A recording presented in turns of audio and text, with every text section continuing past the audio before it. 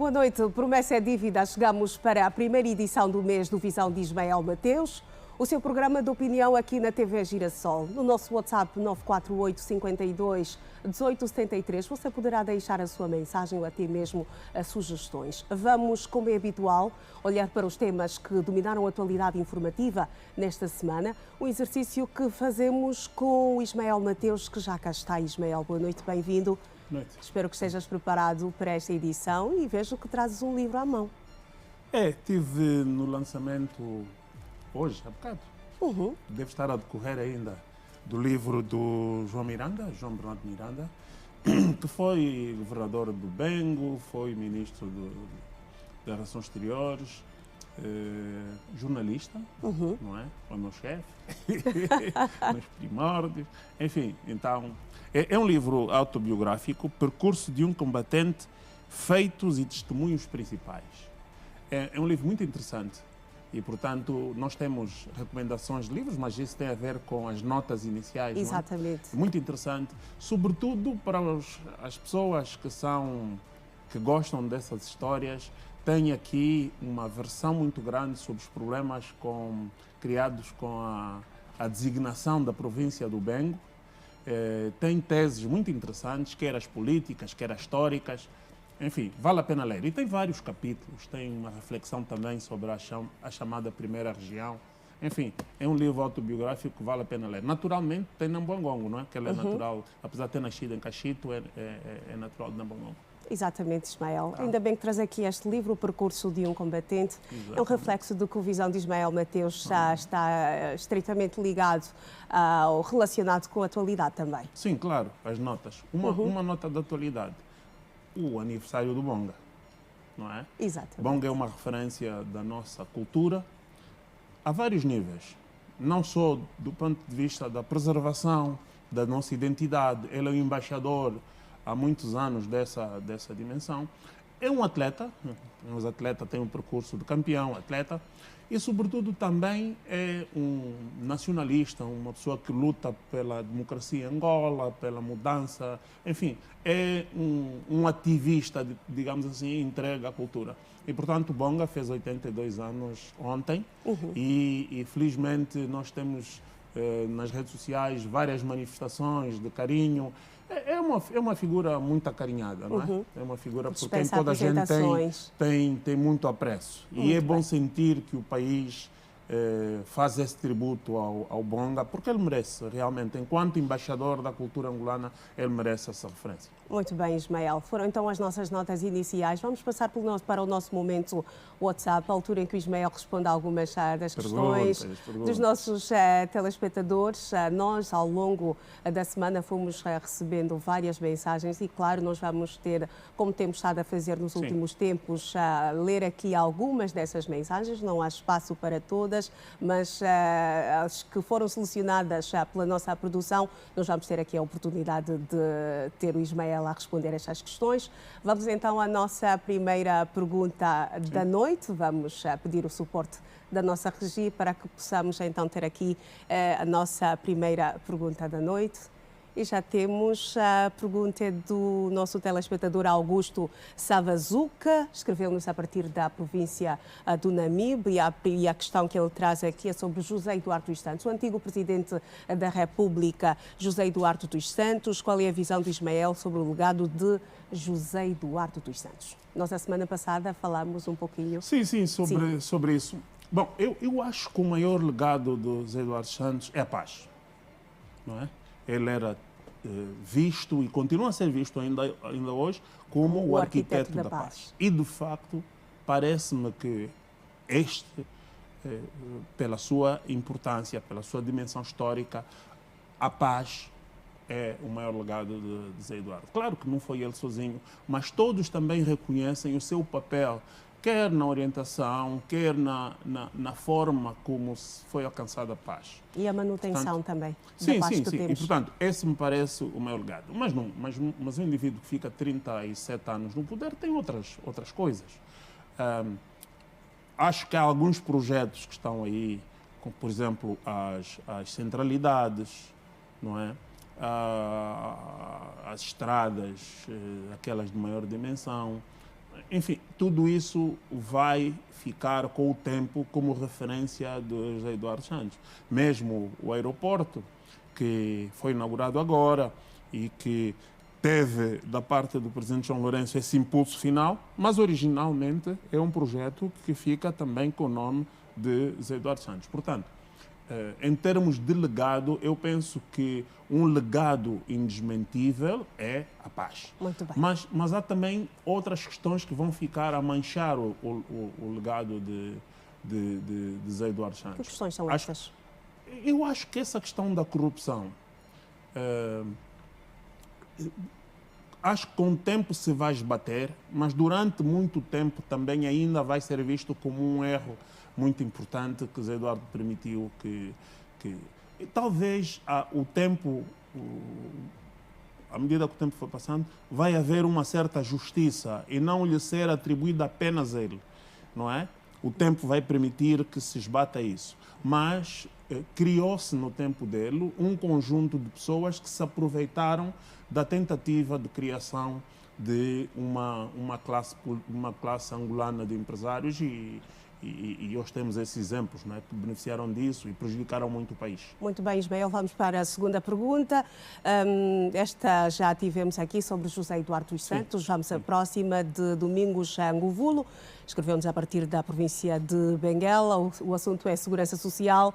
Quero pedir-lhe um comentário sobre o decreto número 151/24, que aprova a pensão da reforma por velhice com efeito a partir do dia 12 de julho de 2024.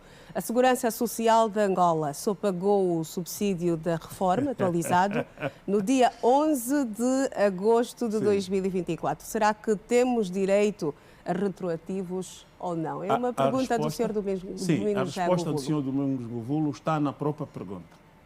Se repararmos no prazo, ele diz a partir do dia 12. No dia 12, já o Instituto de Segurança Social tinha pago julho, não é? Portanto, há um mapa de pagamentos que existe e que as pessoas podem consultar do Instituto de Segurança Social. E os pagamentos já andam entre os dias 10 e 12. Portanto, na verdade, aquilo que o senhor está a reclamar já estava pago. E a lei não é retroativa.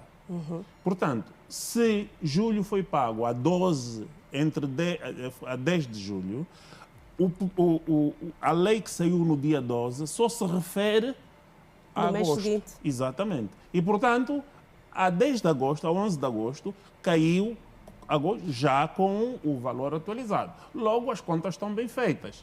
Então, não há nada a reclamar, não há retroativos. Não há retroativos? Não há. Não há retroativos, há um mapa de pagamentos e o senhor está a fazer as contas pelo mês, mas se for um mapa de pagamentos, ele vai ver que os pagamentos são feitos em datas precisas.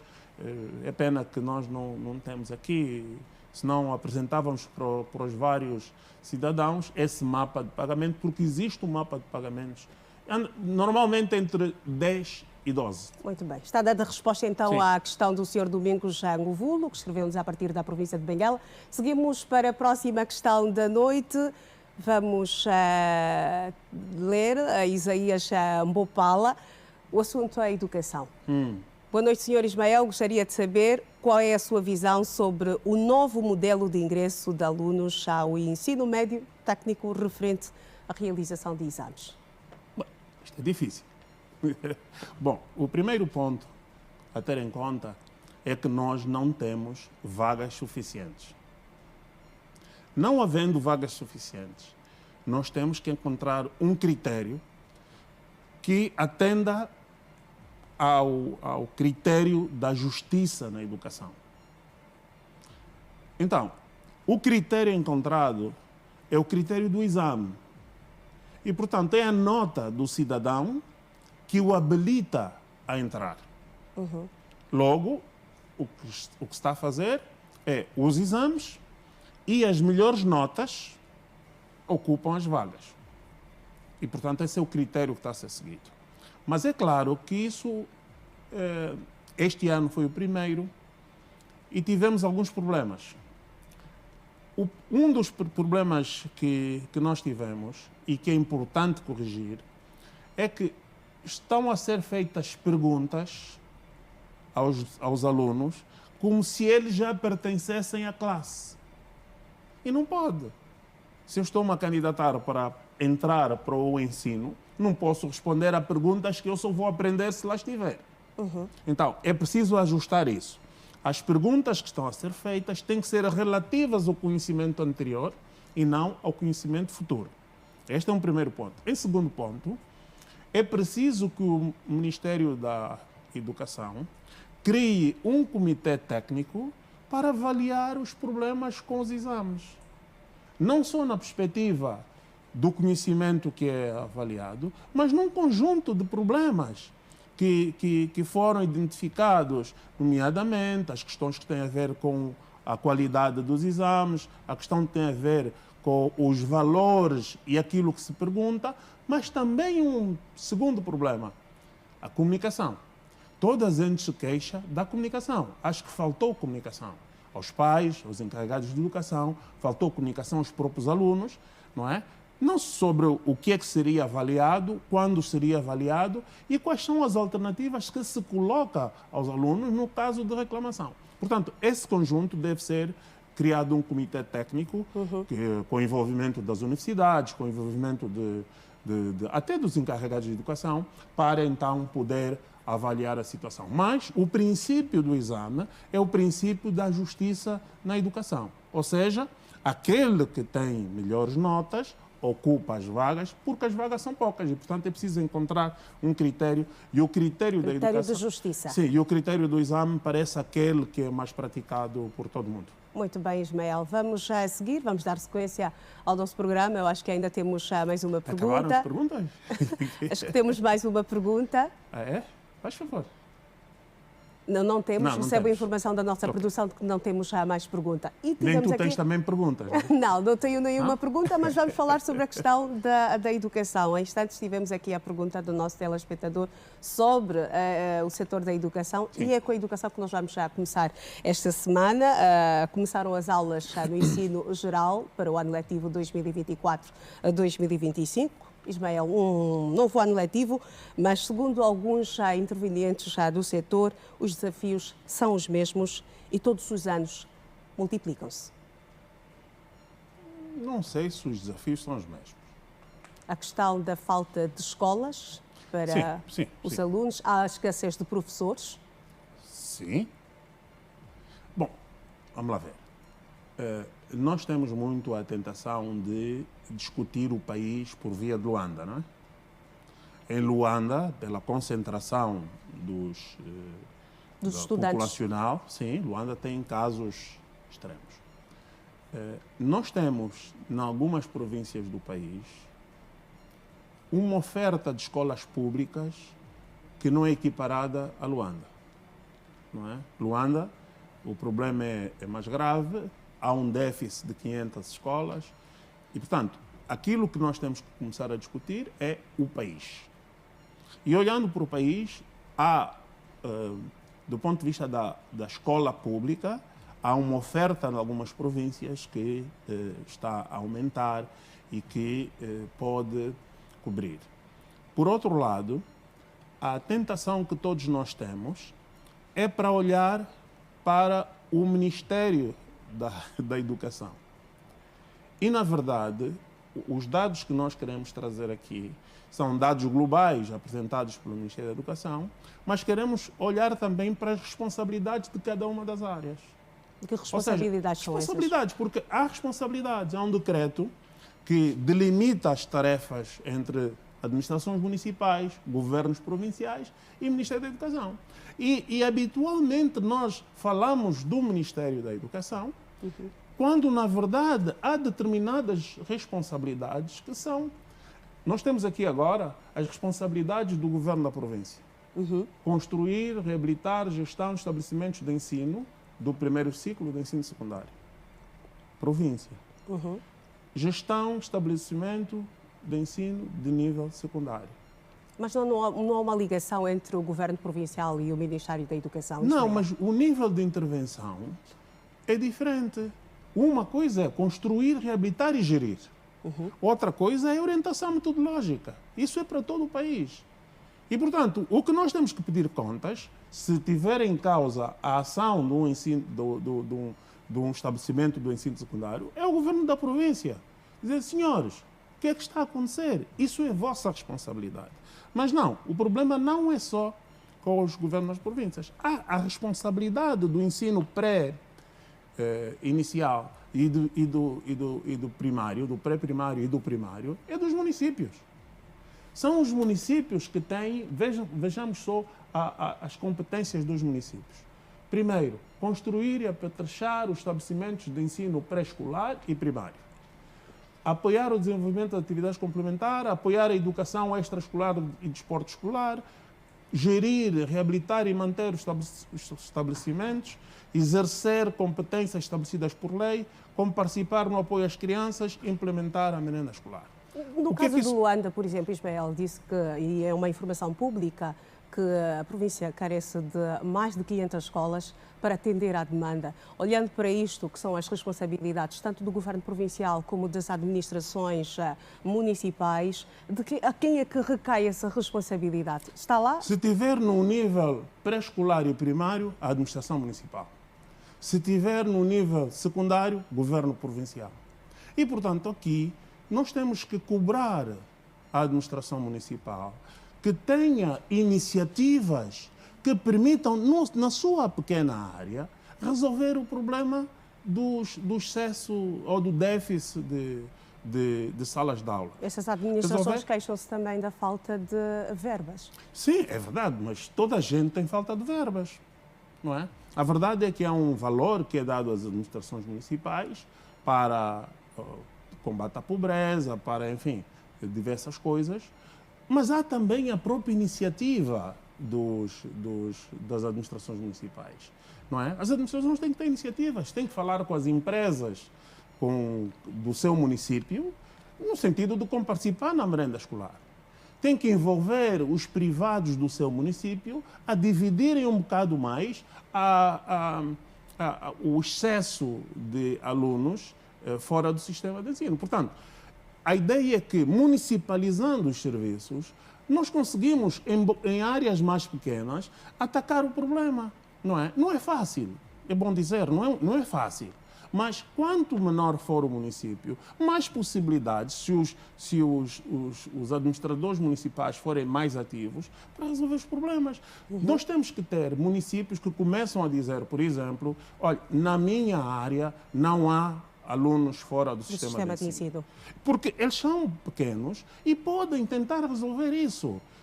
Conseguem fazer um levantamento com o envolvimento das comissões de moradores. É possível determinar quantas famílias não têm alunos no sistema de ensino. É possível isso. E segundo Portanto, dados... Porque são áreas mais pequenas e que é possível mobilizar. Uma comissão de moradores tem que informar a administração quantos alunos daquela região estão sem estudar. E por que razão estão.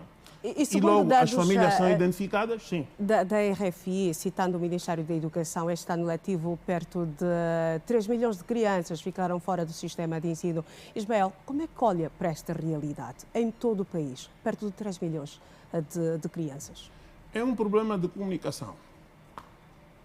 Não é? É um problema de comunicação. Porque realmente 3 milhões é um grande número. Não é? Mas 11 ou 12 milhões, mais ou menos aproximado, que estudam, é um número muito maior. Não é? Por que é que nós nos pegamos nos 3 milhões? Mas são crianças que estão fora do sistema de ensino. E é um direito que elas têm. Mas não se pode dar a ideia de que o sistema não funciona de todo. Não, para 12 milhões o sistema funciona. O problema não é esses 3 milhões. O problema é que quando nós apresentamos 3 milhões, temos de seguida que pedir a esses governantes que nos digam, ok, em quanto tempo vocês vão resolver o assunto? E nós temos que pedir a cada um dos administradores municipais, no segmento pré-escolar e primário, e aos governos provinciais no segmento secundário, que nos digam, ok, quanto tempo vocês levam, quais são os vossos planos para resolver o problema? O problema é que muitas vezes os nossos governantes lançam esses números para fora como se tivessem à espera que viesse o vizinho resolver. Olha, eu tenho 500, faltam 500 escolas em um ano. Isso dito pelo governador. E a gente pergunta, então e agora? O senhor é que tem que encontrar as soluções para as 500 escolas, não é? O senhor lança e depois, o que é que acontece? Logo, é preciso que a sociedade também comece a perguntar a essas pessoas. É sua responsabilidade. Em quanto tempo você vai resolver isso? Planos já concretos. Exatamente. Ok, tenho 500 escolas. Luanda até, não é? Teria condições de mostrar porque há pouco mais de 2 anos não eram 500, era quase 1.000 escolas. E, portanto, tem feito um trabalho de aumento. Mas como não são dados esses dados, né, essas informações, é como o caso das 3 milhões. 3 milhões é um número enorme. Mas, de facto, se nós também dissermos que há 12 milhões de crianças que estão a estudar, dá para ver a dimensão do problema. Isso não elimina que existam as 3 milhões, mas revela que não é a maioria que está de fora.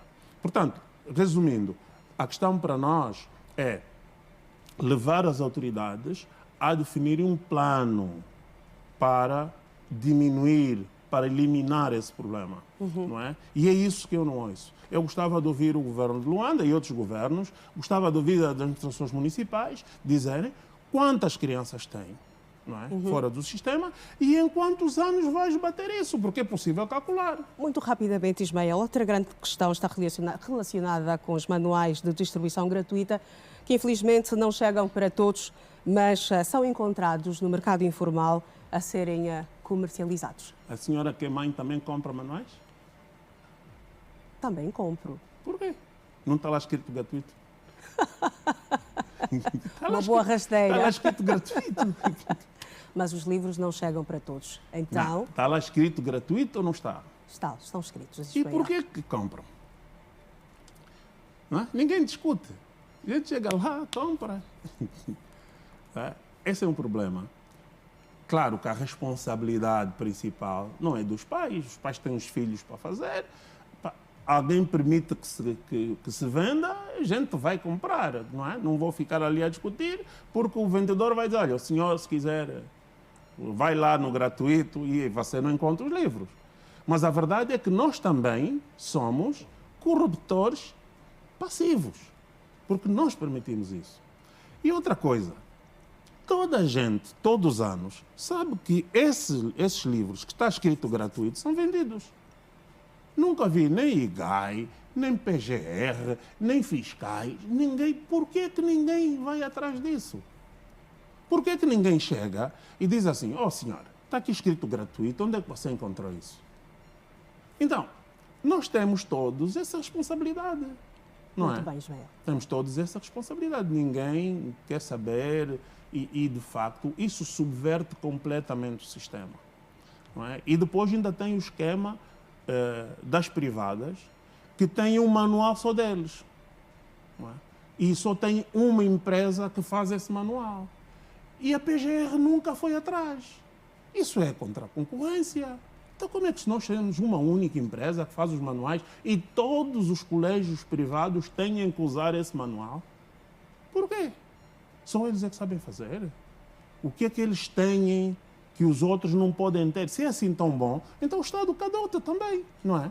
E ponha várias empresas a fazer esse manual. Portanto, há aí áreas de grande promiscuidade, há áreas de grande conflito, que começa na permissividade do governo e das autoridades, que se permite que as pessoas vendam os manuais que deviam ser gratuitos. Depois vai na permissividade dos próprios encarregados de educação, que apesar de ser gratuito, pagam e pagam muito caro para isso, até chegar ao esquema meio esquisito que deveria ser investigado, devia ser denunciado, que é o esquema dos privados terem um manual que é só o seu e que não vendem sequer por partes, têm que vender no conjunto. Isso aí são todas áreas que deviam merecer uma grande investigação da PGR. Muito bem, Ismael. Vamos passar para o próximo tema. Vamos falar da necessidade de responsabilização das empresas prestadoras de serviços públicos. Eu gosto desse tema. Estão paralisados desde segunda-feira os serviços de catamarã, Soio Cabinda. Esta paralisação está a causar constrangimentos de várias ordens aos passageiros. Eu espero que tu tenhas uma matéria que passou no Girassol Jornal, exatamente. Está bem feita. E é esta matéria que vamos dar a ver à nossa audiência sobre os constrangimentos que esta paralisação está a causar aos passageiros. Eu vou pedir aqui o suporte da nossa regia. E temos que ir buscar cada vez mais, porque tem passado muito boas peças no Girassol Jornal e, portanto, era bom que os nossos telespectadores começassem a prestar. Mas essa peça eu vi e vale a pena ver. Vamos acompanhar. Quem optou sair de Cabinda para o resto do país por via marítima está a encontrar muitas dificuldades. Há uma semana que as operações de transporte de passageiros por via catamarã ficaram canceladas. Há quem, por não saber onde ir, é forçado a passar noites ao relento à procura de uma oportunidade de viagem. Outros temem perder empregos por não se apresentarem nos postos de trabalho até ao momento. A empresa por onde que eu trabalho, quer dizer, até mensagem já me chegou que dentro dessa semana, se não vou poder chegar, vou estar fora da empresa. Tem que haver mais uma agência aqui para ajudar. Quando um outro está mal, o outro ajuda os outros. Vou para Soio, trabalho no Soio. Só da quando é limitado, há 3 dias já tem falta. Nós já estamos aqui desde a semana passada. Compramos bilhetes cada vez que nós vemos aqui que não vem amanhã ou vem na terça-feira. Já aqui tem professores, tem alunos e tem trabalhadores e tem muita gente que vão para viajar. Pelo menos para o que eu estou aqui. Estou a correr risco de emprego. Quem optou viajar por via marítima utilizando o catamarã está a encontrar dificuldades. Há pessoas, há passageiros que inclusive estão a passar noites ao relento à procura de uma oportunidade. Vão chamar, deixamos o número de telefone. Nem chamar, nem mensagem, nada. É porque, deixa para ir sozinho. Vim aqui, nada, você vai só. Cada dia vem só. Agora o dinheiro está onde? É verdade, estamos mal. Nem resposta, nem nada. De referir que transporte por via catamarã teve início no ano de 2022, uma viagem por semana para Luanda e 3 para a cidade do Soio. Acompanhávamos então a peça do nosso correspondente na província de Cabinda, mas deu para ouvir aqui o clamor da população, Ismael. Os passageiros, os cidadãos têm as suas agendas, os seus programas, Ismael. Com esta paralisação, sem sombra de dúvidas, há muitos prejuízos. Quem deve pagar por eles? Bom, em primeiro lugar, não é um problema único. O maior problema que nós temos tido é água, não é? É transporte.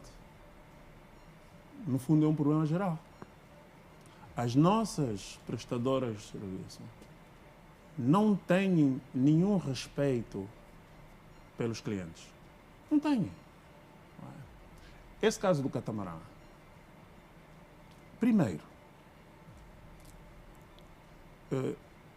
ou a empresa só tem um navio, o que é estranho, porque a empresa foi habilitada para prestar serviços públicos, portanto, não pode ser habilitada a prestar serviços públicos se só tem um navio. Não, mas o representante da Comissão, em entrevista à TV Girassol, anunciou que estão paralisados 4 navios por problemas técnicos. Sim, mas é um problema de gestão. Estarem 4 navios avariados, pronto.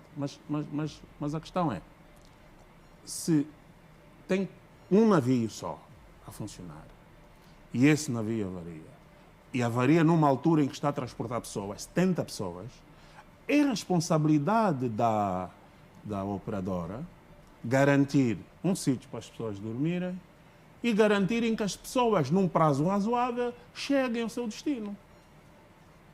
Passado uma semana, é que vem o secretário de Estado, vem a empresa dizer, olha, ai Jesus, estamos a trabalhar para rapidamente resolver o problema. Durante uma semana, pessoas a dormir ao relento, com filhas, velhos.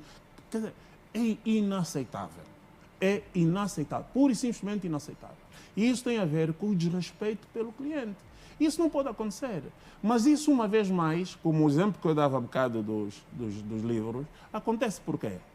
Porque as associações de defesa do consumidor nada dizem, os próprios cidadãos, coitados, não têm para onde se queixar, não têm quem os defenda, e acontece isso.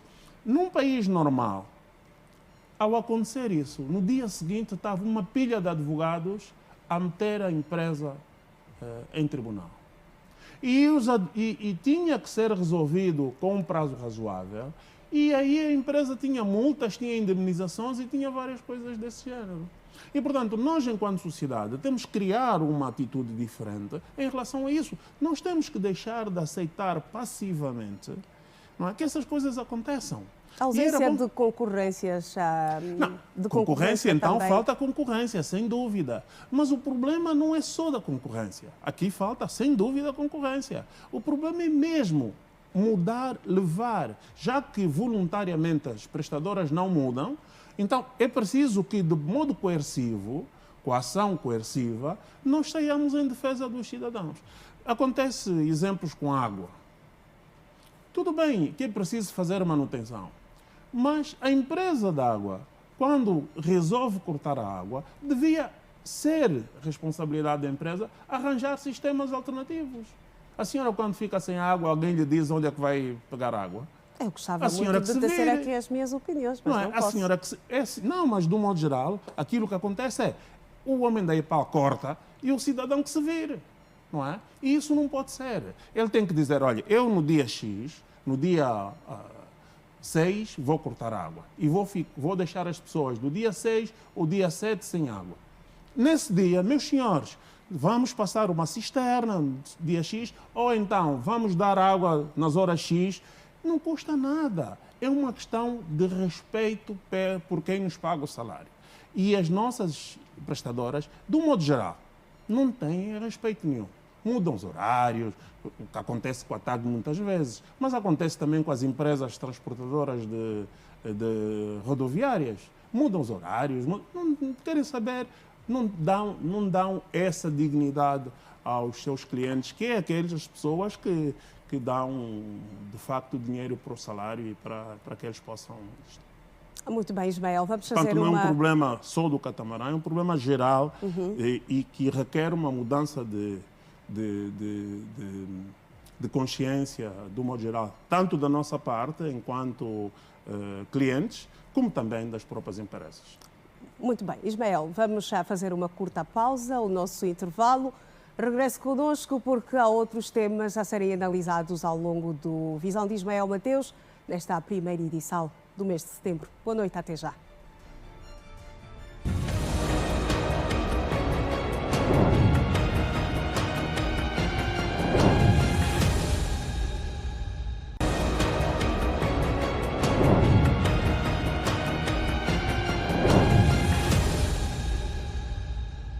Renovados os votos já de boa noite, obrigada pelo carinho da sua audiência e por nos preferir. Nesta segunda parte vamos já começar a falar do contrabando de combustível. Ismael, depois do governador do Zaire ter solicitado maior apoio e atenção do Presidente da República no combate ao contrabando de combustível na província, o Ministro do Estado e chefe da Casa Militar do Presidente da República veio a público fazer uma acusação grave, muito grave, que neste processo estão envolvidos governantes, oficiais generais, comissários e autoridades tradicionais e administrativas. Ismael, depois desta denúncia... Quando é que foi isso? Isto foi na terça-feira desta semana. Em que dia estamos nós? Hoje estamos sexta-feira. Sim. Sim. Então passou quarta, quinta, sexta-feira. O que é que já aconteceu? Nada. Ou seja, um ministro de Estado deixa cair uma bomba destas e ninguém faz nada. Não aconteceu nada. E ele foi claro. Oficiais generais, oficiais comissários, antigos governantes, autoridades tradicionais. Sinalizando que algumas dessas personalidades já estão identificadas. Sim, é uma denúncia pública. O que devia acontecer era imediatamente um inquérito do IGAI, imediatamente. Logo de seguida, um outro processo da Procuradoria-Geral, com a devida comunicação à sociedade. Ou seja, quando nós falamos dos processos de corrupção, quando nós falamos da impunidade, é esse tipo de exemplos. Como é que uma denúncia desta gravidade, contrabando de combustível, que dá enormes prejuízos ao país, é feito? Porque eu não acredito que o Ministro do Estado faça uma declaração dessas sem indícios. E não é competência dele fazer o processo de investigação, inquéritos. Não. Ele recebe informação, denuncia publicamente, como é sua obrigação. Agora, as instituições é que não pode ser, não é? O próprio cidadão é que não pode ser sujeito a esse tipo de ações. Se eu vejo o Ministro do Estado a fazer uma denúncia dessas e não acontece nada, eu tenho a tentação de também fazer, porque não acontece nada. Então, é um problema sério que precisa ser corrigido. Está a faltar a mão pesada. Falta. Como estamos na televisão, não posso dizer o nome mais indicado, mas falta pulso. Claro que falta pulso. Falta autoridade, sim, falta autoridade. O próprio comandante da polícia, quando se diz que oficiais generais, devia atacar o assunto, não é? Não passaram muitos oficiais generais, oficiais comissários, pelos aires. Não passaram. É um negócio muito bem protegido. Não, se nós estamos a falar de oficiais generais e de oficiais comissários, estamos a falar de nomes. Porque não encontramos generais em toda a esquina. Portanto, temos que ver quais foram os generais que passaram por aí. Mas também não podemos começar a sair por aí a acusar. Por isso é que havia necessidade do inquérito profissional, de um processo profissional para apurar e dar a devida informação às pessoas para podermos ter a vertente didática. Agora, também olhemos para a responsabilidade do próprio Ministro do Estado. O Ministro do Estado não pode lançar uma bomba dessas e ficar só, não, ele é Ministro do Estado.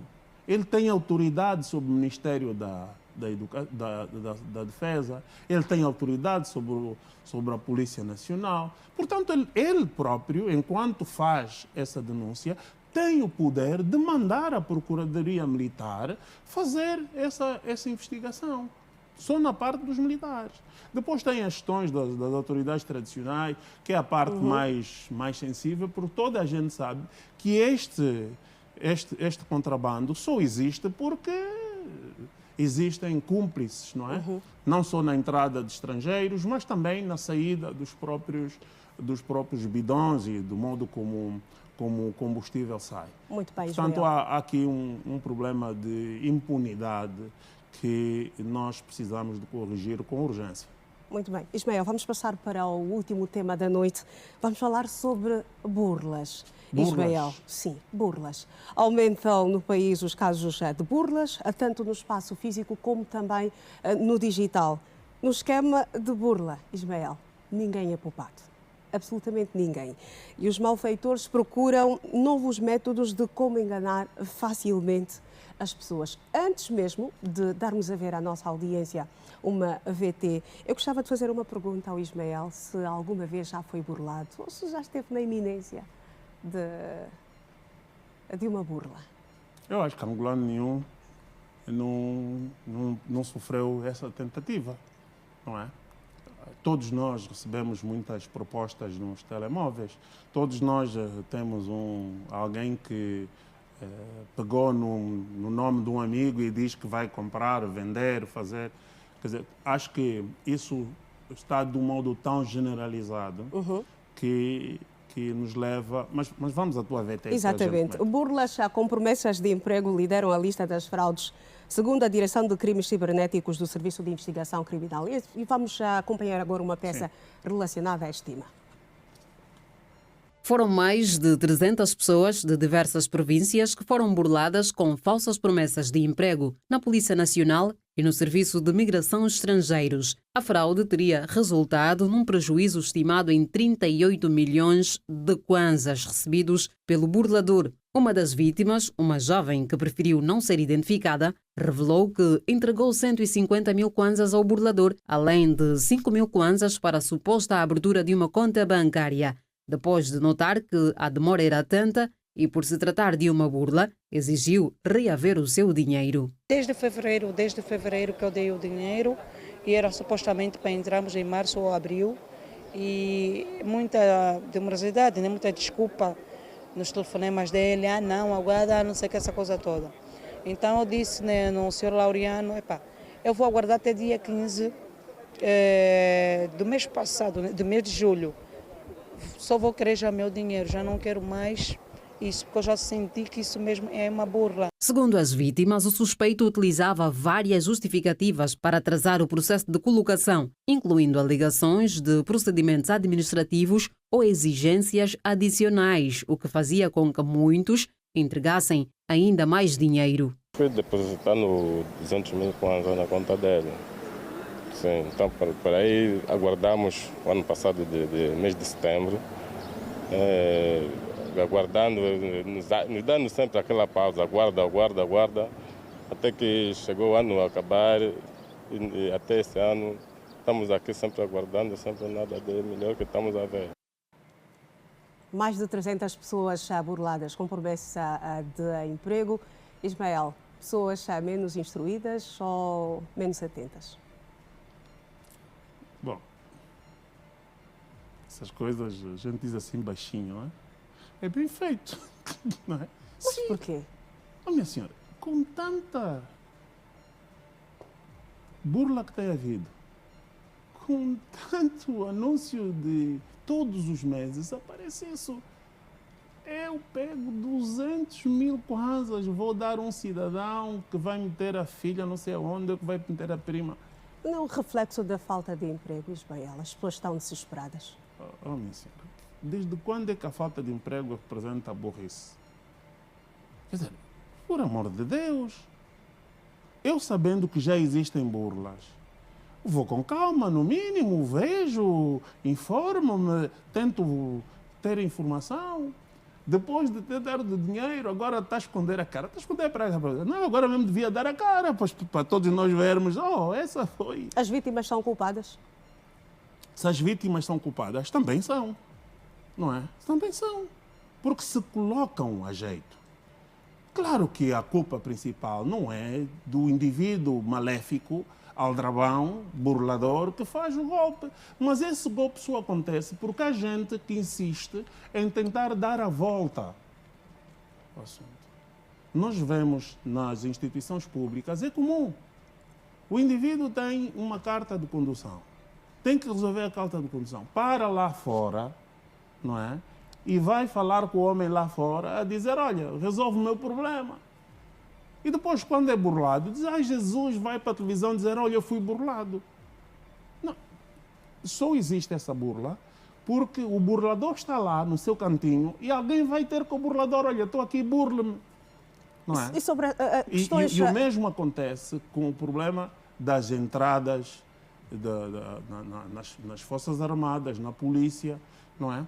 Esse negócio existe, é verdade, mas também existe porque é alimentado pelas pessoas que querem passar pelo sistema. E, portanto, tem responsabilidades duplas. Tem o burlador que existe e que deve ser condenado, mas também as pessoas se colocam a jeito. Isso é preciso dizer. Nós temos que deixar, os jornalistas têm que deixar de passar a mão nas pessoas que se colocam a jeito. Mas sobre burlas, Porque que a Fernandinha que estava a falar, a Fernanda, não colocou a pessoa a dizer, mas, senhora, você não costuma ouvir as pessoas a dizer que há burladores? Só soube que havia burlador depois de ficar sem dinheiro? Não é verdade isso. O problema é que nós estamos sempre a passar a mão sobre quem se vai entregar ao burlador. A senhora também está a insistir nesse assunto. Deve ter sido também, já deve ter entregue aí alguns burladores. Não estou aqui para falar sobre mim, a visão é de Ismael Mateus e sobre burlas, Ismael. Temos outro... Mas isso, Iracema, é preciso dizer, nós também nos colocamos a jeito. Vai continuar a falar sobre este assunto, sim, Ismael, senhora, porque vamos continuar a olhar sobre outras formas de burlas. Estamos a falar da troca de cartões, que também tem estado a ganhar terreno. Vamos acompanhar... Troca de cartões? Troca de cartões ao pé dos ATMs. Vamos acompanhar agora uma peça e depois o Ismael vai continuar com o seu comentário. O movimento é muito rápido. Parece até uma técnica de taekwondo. A vítima não percebe que o seu cartão foi trocado ou até mesmo clonado. Essa suposta rede de malfeitores cresce a um ritmo descontrolado na capital do país. Assim, ocorreu com este funcionário público. Perdeu mais de 300 mil kwanzas depois de aceitar que um estranho o ajudasse a operar o seu cartão multicaixa. Quando menos esperava, o golpe foi aplicado e o cartão trocado. Fui até com o banco me atendeu. A senhora pediu-me o cartão que estava comigo, que foi trocado. Entrou no sistema, viu que aquele cartão não era o meu. Que até sou cliente mesmo daquele cartão, viu que não era, aliás, daquele banco. Viu que não era o meu. E viu que na minha conta fizeram uma transferência do dinheiro que estava no cartão para o cartão desses senhores bandidos, que eram 314 mil. Ismael, é mais um cidadão que infelizmente caiu nas garras dos burladores. Olha só, o indivíduo até tem 300 e tal, não aprende a movimentar o cartão, entrega o cartão ao outro burguês, com código, com tudo. Ele até tem uma cara de gente inteligente, uma gente pessoa bem viva. instruída. Sim, como é que entrega o cartão a outro cidadão? Há um conjunto de pessoas que têm pouca instrução, que pedem ajuda, que é um problema que nós temos que melhorar, o conhecimento no domínio dos cartões, mas há um grupo de pessoas que têm instrução. Por que quando vai ao multicaixa tem que pedir ajuda a não sei quem para usar? Quer dizer, é a tal ideia. Eu não quero desresponsabilizar os burlões, mas também temos que deixar de passar a mão nas pessoas que se colocam a jeito. Mas acha que a mensagem tem sido bem passada com vista a despertar os cidadãos sobre estes casos, sobre estes burladores? Mas quem é que não sabe que existem burlões? Os próprios bancos dizem, olha, não dê o seu código a ninguém, não dê o seu cartão a ninguém. Quer dizer, as pessoas não ouvem isso. A mensagem precisa ser reforçada? A mensagem precisa ser reforçada, mas as pessoas precisam ter juízo. As pessoas precisam de se proteger, tem que se começar a proteger. Não pode, primeiro vai lá, entrega o cartão, entrega o código e depois vem, ai, coitadinho de mim, fui vítima. Por amor de Deus, não é? Muito bem, Ismael. Vamos passar para o próximo bloco, não há mais tempo, vamos às nossas personalidades da semana. Como é habitual, trazemos 4 e uma delas é eleita por Ismael como a figura da semana. Vamos a isto. Bom, começo pelo Salou, que voltou à televisão, que está aqui na Rede Girassol, que está a fazer o seu Zuela Meu Povo, não é? E que, portanto, é uma boa semana dessa de regresso e do novo contacto. Acho que vamos ter fins de tardes muito interessantes e, portanto, peço aos nossos telespectadores que olhem para isso. O Salou é um homem da televisão, não é? E, portanto, tem espaço. Depois tenho, como no início fizemos, João Miranda, que lançou hoje o seu livro, um livro autobiográfico muito interessante. Por favor, procurem. Muito interessante sobre questões políticas, sobre o seu percurso político também. Ele foi várias coisas, não é? Jornalista de profissão, advogado, enfim, tem um percurso muito grande. Pois também destaco Adalberto Costa Júnior, que foi a Muxima e teve uma bruta ovação, não é? Na Muxima, do pessoal que lá estava. Dos peregrinos. Sim, dos peregrinos, e que foi, de facto, é pena que a imprensa não tenha destacado. Por que não destacaram? Quer dizer, todo político, quando tem uma ovação dessas, é claro que isso é motivo de realce. E, portanto, foi uma boa semana também para o presidente da UNITA na Muxima. Eu destaco como elemento da semana o governador do Zaire. Eu acho que ele teve bem, não é? No encontro com o presidente, ao denunciar o tal contrabando. E a semana correu bem, porque as denúncias foram confirmadas por essa comissão que lá esteve, liderada pelo Ministro do Estado. Sim, pelo Ministro do Estado, e tinha uma série de figuras de outras áreas. E, portanto, para mim, homem da semana, Adriano Mendes Carvalho. Sim. Muito bem, Ismael. Vamos às sugestões de leitura. Estamos já quase, basicamente um fim de semana já, então, sugestões já de leitura para aquelas pessoas duas sugestões que não vão querer sair de casa. Eu quero destacar Teatro em Angola, segundo volume, Zemena Brandes. Zemena Brandes é senhor teatro, não é? É um mais velho que é jornalista, é encenador, é diretor, é o senhor teatro, sempre no seu Ilinga, tem dado um contributo enorme para o teatro em Angola e, portanto, ele tem este livro que já leva alguns anos, mas era bom sempre visitar, porque aqui estão referências muito importantes do teatro angolano. E Patrício Vanderlei Kingongo é um homem que tem feito várias conferências aí com a sua empresa e que tem um livro, Gestão da Indústria Petrolífera em Angola, com o prefácio do Carlos Gozado de Carvalho, o estudo do caso angolano. É interessante ver as diferentes abordagens sobre a indústria petrolífera no nosso país. É um jovem da área e que temos que acompanhar com algum interesse. Atenção? Sim, não, com interesse, porque ele estuda realmente esses fenómenos da gestão da indústria petrolífera. Muito bem, Ismael. Como é habitual, chegamos ao fim do nosso programa e é sempre uma música. Mas eu acho que tu sabes o que é que vai ser, não sabes? Não sei, Ismael. Não, Bonga fez anos ontem.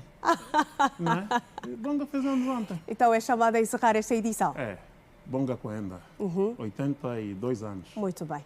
Uma referência da cultura. Parabéns, Bonga. E o Bonga soube aqui ao palco do Visão de Ismael Mateus. Tem a honra de encerrar esta edição. Exatamente. Ismael, da minha parte, foi um prazer muito grande ter estado aqui consigo e para esse exercício habitual que fazemos à sexta-feira. Boa semana para ti. Boa semana para ti também, Ismael. Um abraço. Assim que nos acompanhou, obrigada pelo carinho da sua audiência. Está tudo dito, tudo contado. Nós voltamos a estar juntos dentro de 7 dias. Até lá, fique bem. Boa noite.